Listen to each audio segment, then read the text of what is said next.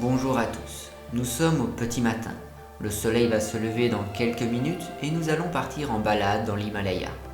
Nous visiterons les montagnes les plus importantes, les lacs les plus hauts, les villes perchées et les plus profondes vallées.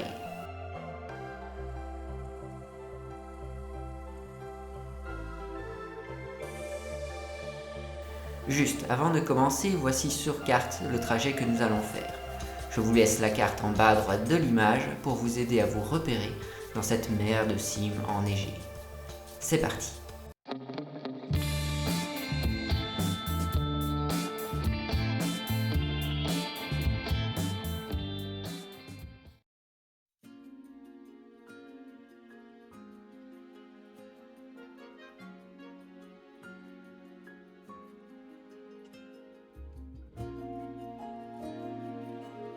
Nous commençons notre voyage en plongeant vers Kunming, capitale de la province chinoise de Yunnan. La région est déjà très vallonnée, voire montagneuse. Pourtant, nous ne sommes même pas encore dans la chaîne de l'Himalaya à proprement parler. Nous allons y entrer rapidement.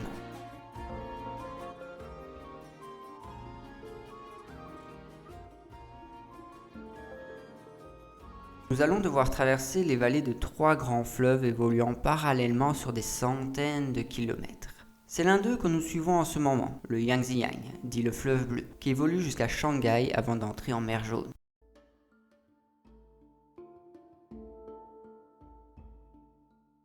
Nous allons maintenant quitter la vallée et traverser les monts Ninjing.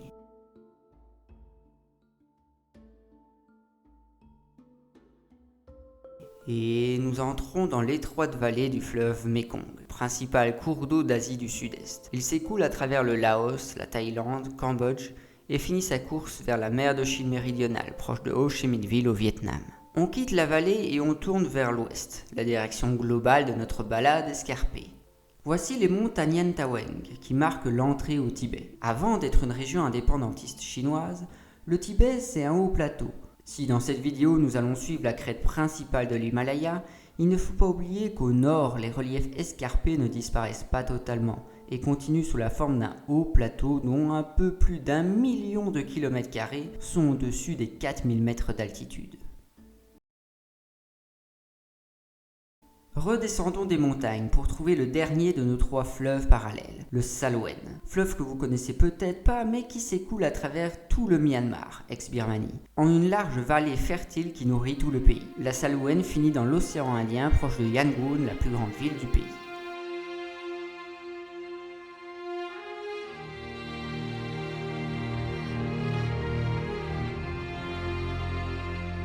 Et voici le mont au nom particulier, le Kakabo Radzi, plus haute montagne de Myanmar et qui forme sa pointe la plus au nord en frontière avec la Chine.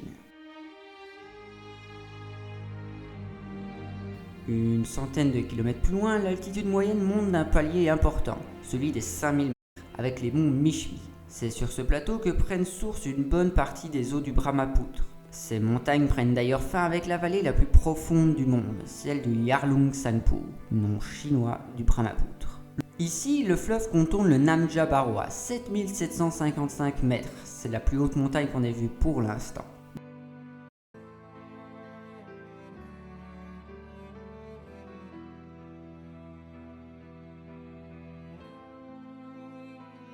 Bon, là on va devoir un petit peu accélérer la marche car il faut avouer que les décors sont beaux, mais si on y va seulement à vitesse de TGV, on y est encore demain.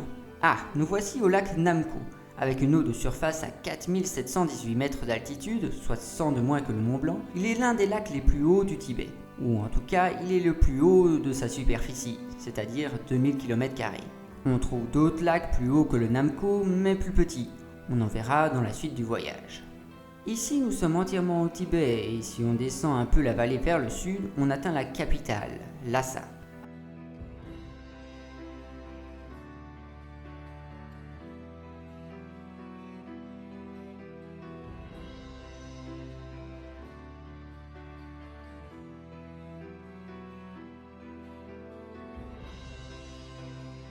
Avec en son centre le célèbre palais du Potala.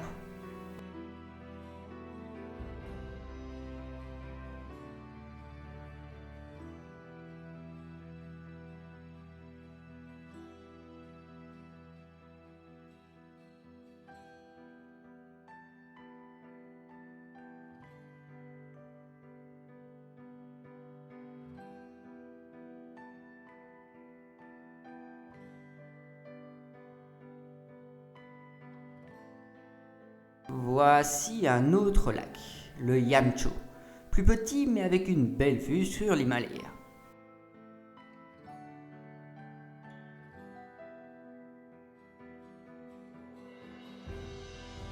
Maintenant, dirigeons-nous vers le Bhoutan, qui se trouve lui en plein dans les montagnes enneigées. On y entre en passant le mont Gangkhar Puensum, qui avec ses 7570 mètres est la montagne la plus haute du petit pays, mais également la plus haute du monde à n'avoir jamais été gravie par l'homme, en raison de son caractère sacré pour les Bhoutanais. Nous allons donc être les premiers à le gravir ensemble et redescendre. Youhou! Bon, oui, ça doit être mieux avec une luge.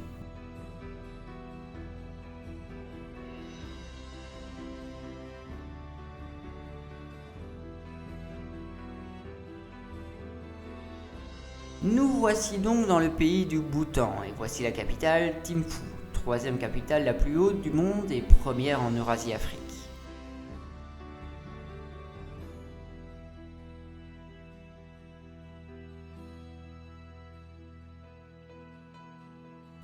Mais pourtant, nous ne sommes plus loin de l'Inde.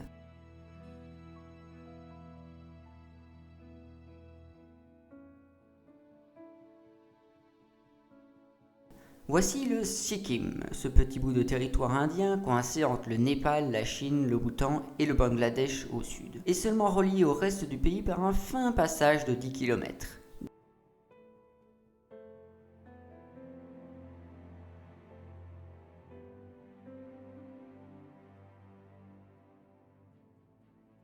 Dans le sud de cette région, nous sommes déjà presque dans le delta du Gange et du Brahmapoutre. Et vous l'avez peut-être remarqué, mais nous ne sommes plus dans les montagnes, nous sommes dans un paysage plat à perte de vue. Retournons-nous.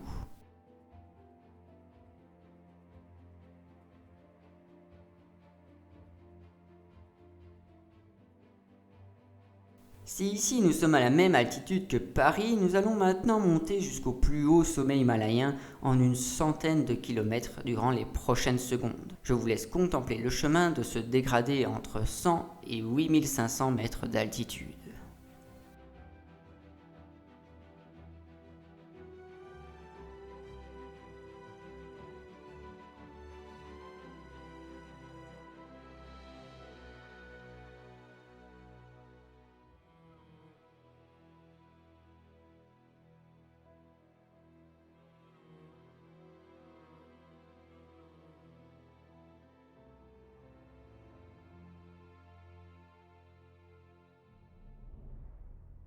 Bien, avant de traverser le premier 8000 mètres de notre petite rando matinale, je dois justement vous parler des plus de 8000 mètres. Ils sont au nombre de 14. 10 dans l'Himalaya et les 4 autres se trouvent tous dans le Karakoram, une chaîne de montagnes parallèle à celle de l'Himalaya mais à son nord-ouest. Nous irons jusque lors de notre balade.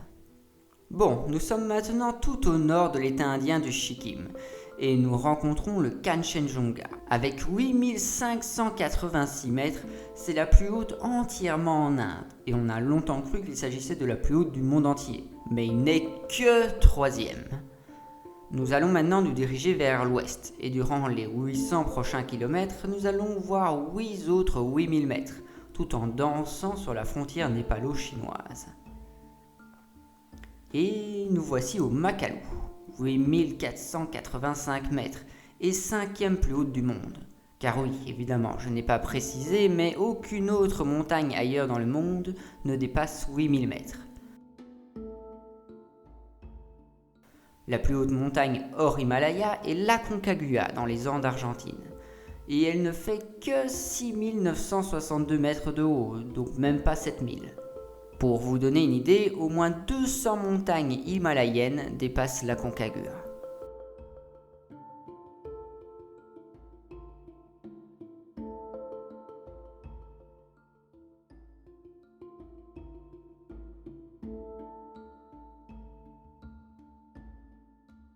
Maintenant, continuons notre route car nous allons vite arriver sur un même massif contenant 3 montagnes de plus de 8000 mètres. Vous en connaissez sûrement une.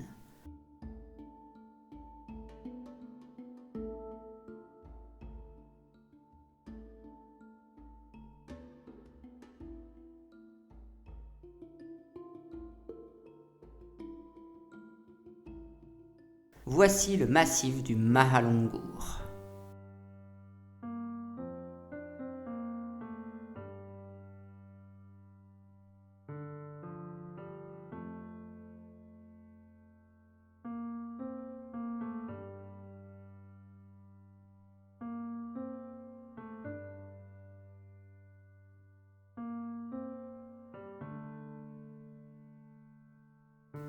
De droite à gauche, le Lhotse, le Komolangma Pheng, aussi appelé Sagarmatha en népalais, et le Choyu. Regardons chacun d'entre eux de plus près.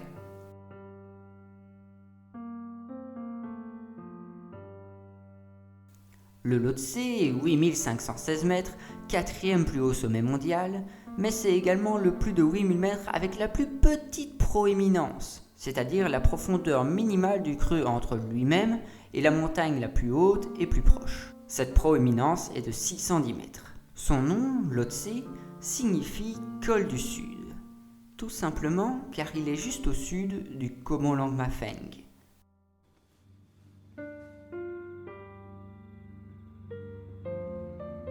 Allez, vous connaissez cette montagne, non? Très reconnaissable de par son aspect triangulaire. Le Lhotse porte son nom en fonction de celle-ci. Une proéminence de seulement 610 mètres alors qu'il s'agit pourtant du quatrième plus haut sommet. Bravo à ceux qui connaissent le nom de cette montagne. Oui, Komolangma Pheng en tibétain, Sagarmatha en népalais et Everest en français.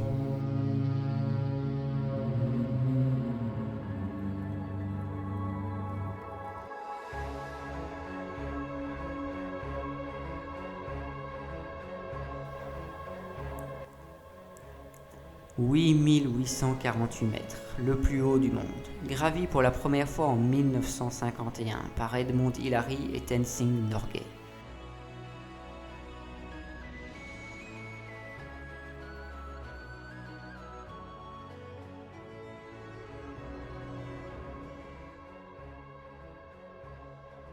Un véritable mastodon, dont la rampe de lancement des alpinistes est le glacier Khumbu.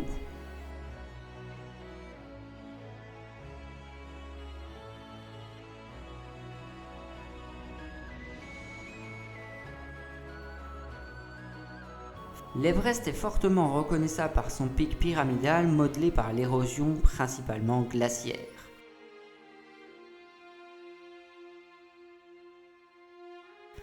De nos jours, il a été gravi plus de 5700 fois. Mais même si l'exploit de monter sur le toit du monde fait des envies, il ne faut pas oublier qu'environ 1000 alpinistes ont perdu la vie en essayant de le gravir.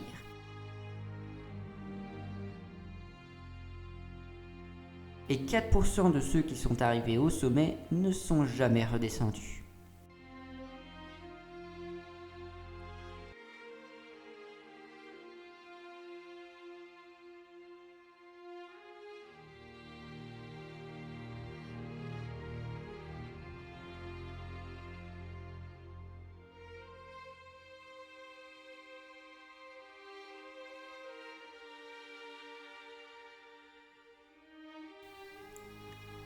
Cependant, l'Everest reste une montagne relativement peu mortelle par rapport à quelques autres que nous verrons dans la suite de notre voyage. Far over the misty mountains rise, leave us standing upon the height. What was before, we see once more. Is our kingdom a distant light? Fiery mountain beneath the moon, the words unspoken will be